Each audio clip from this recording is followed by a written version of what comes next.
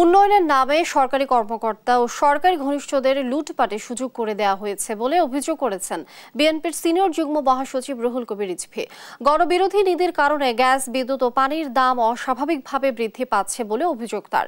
BNP chairperson Begum জিয়ার নিঃশর্ত মুক্তি এবং গ্যাস, বিদ্যুৎ ও পানির মূল্য বৃদ্ধির প্রতিবাদে বুধবার নয়াপল্টনে দলের কেন্দ্রীয় কার্যালয়ের সামনে আয়োজিত বিক্ষোভ মিছিলে অংশ নিয়ে এসব অভিযোগ করেন রিজভী বলেন, বিদ্যুৎ গ্যাসের সংকটে দুর্ভোগ পোহাচ্ছে দেশের মানুষ। অন্যদিকে ওয়াসার সরবরাহ করা পচা পানির দামও 7% দাম বাড়িয়েছে সরকার ঘনিষ্ঠর লুটপাট করছে, সাধারণ মানুষের সহায় সম্পদ দখল করছে বলে অভিযোগ করেন রিজভী। বলেন, বিএনপি জনগণের পক্ষে, স্বাধীন মত প্রকাশের পক্ষে। সরকার গুলি, গুম, ক্রসফায়ার চালালেও সবাইকে জোরালোভাবে রাজপথে নেমে রাজসিংহাসন উল্টে দেওয়ার আহ্বান জানান রুহুল কবির রিজভী।